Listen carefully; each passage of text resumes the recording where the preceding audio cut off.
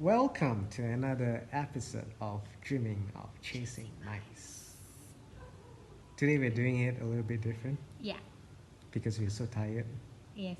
We had a 1 day trip all the way down to Malacca, which is a 1.5 hour drive, and then 1.5 hour drive back. And while we were in Malacca, we were like going from, I don't know, we went so many stop points. yeah, so we were helping family members settle some things. Yeah, And it was so hot today as well. it was super Do you hot. think it was like 40 degrees or No, I would say about 35, 35? 35-ish. Yeah, At I least mean- that's how it felt. Look at your eyes, so Yeah, I red. got panda eyes. Yeah. Anyway, happy Father's Day. Q song first. Q No song. need. Oh, no need Q song. Okay. Yeah. So Yes, happy Father's Day. Yeah. Um, So today we're going to talk about our fathers. yeah. Right? So very casual episode today. Just maybe, what's the first thing that comes to mind when you think about your dad? I wasn't very close to my father. So, in fact, I felt I didn't really have a father figure for most parts of my life. But wait, so just to set the context, we're both the youngest in the family, and both of us don't have, our fathers are no longer around. Yeah, Yeah. they passed on. Yeah. So we didn't really celebrate, Mm. but But I'm a just father of 2 kids. yes, two fur kids, our cats. Okay. Yeah. Sorry. Continue. Yes. So you were very So, close to your dad. Yeah, but I think if anything he left behind, I think were some lessons that, what not to be, Hmm. like, and how I should treat people around me, and more importantly, how I treat my wife. Oh, So I think those were some of the lessons means the things that he did are reminders for you yeah, of what not to do. Yeah, in a way. So it's like, those were actually, I would say, good life lessons. Mm-hmm. Yeah. Can you give examples? I think, being appreciative of people around me, not taking people for granted, then not to surround myself also with yes men people who want to please me. I mean, I think my dad wasn't really a person, at least in my eyes, someone whom I would think is a person of inspiration or role model. He had a lot of things going on, which he was a bit of a drama hook. He was a little bit addicted to drama. But I think that's why when your dad passed, when your dad passed on, there were only 2 instances where I really bawled out my eyes. One was your dad's passing, and the other was Happy's death. I think. Happy is my dog. Yeah, and I cried. I mean, it's funny to say this, but I think I cried more for your dog than my dad. I mean, I didn't shed a tear when he passed on. Yeah. Yeah. But that's why, your dad is also someone I think, all that was just a brief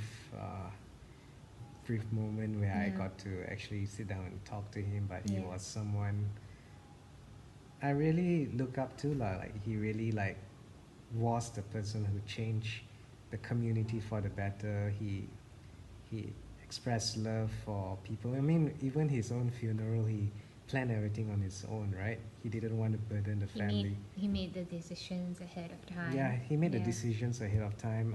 Got all his business, everything, all just settled, before he passed on. Whereas my dad was different. It's like when he passed on, there was just so much. We all had to put out fires. The family had to do that, so it just took out so much of energy and just felt burnt out. I mean, that's how I felt, lah.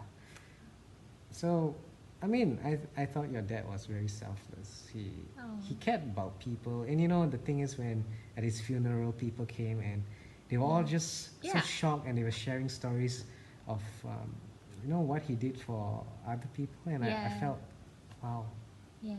That's the kind of person I want to emulate. Oh, I agree. I felt like, because especially when my dad passed away, it was about 2 days before his birthday. So his birthday is on the 3rd of November, but he passed away on the 1st of November 2013.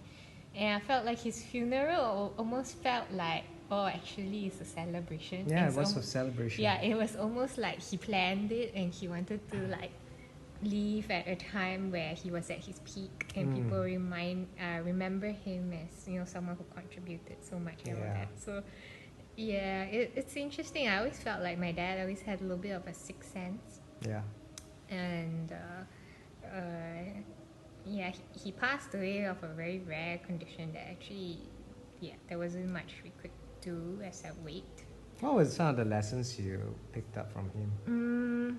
I when we talked about this topic, what came to mind, like the vision that or image that came to mind was climbing the trees in the playground that was opposite my childhood home, and he was the one who taught me how to climb trees. Like, he didn't have to climb the tree together with me, but he was there with me and he encouraged it, and then he would point out like if it's a big tree with a lot of branches, he'll go like, oh, step on that, and he'll encourage. So I felt like what I learned from him is how to encourage people to fulfill their potentials, and you know, he instilled a lot of that in me by being who he is. Yeah.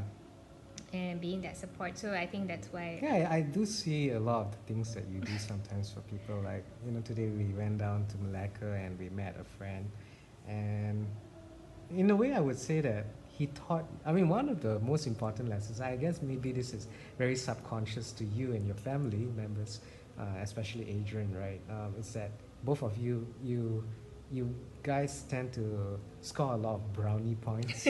And I think it's a very subconscious thing because you all, both of you, and I mean Anson as well, right? You guys seem to exude those kind of values that, you know, let's support the community and they too will support us back, and sort of thing. And I really wish I had that sort of lessons when I was way younger. Yeah. I was very much of a loner. I mean, I didn't have, like I said earlier, a father figure to really learn from, you know? Yeah. But having said that, I feel like I have learned some, like, we kind of balance each other out as well. Yeah. Like, I think I was, maybe because I was the youngest, so I was raised by my dad when life was a bit more easier, stable.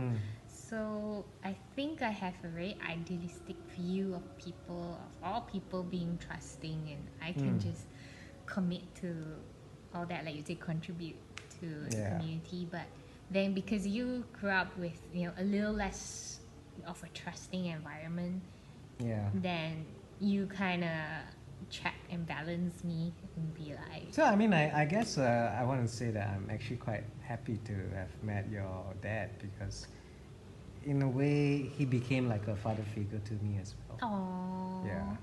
I'm glad.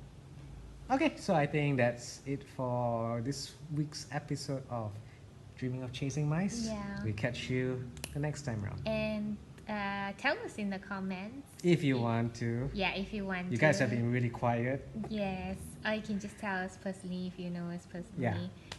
What are the greatest lessons that you learned from your father figures, or even your mother figure, you know? No, it's Father's Day. So yeah, I know it's Father's Day, but yeah. So. Okay, so that's it. Take care, everyone. See ya. Bye.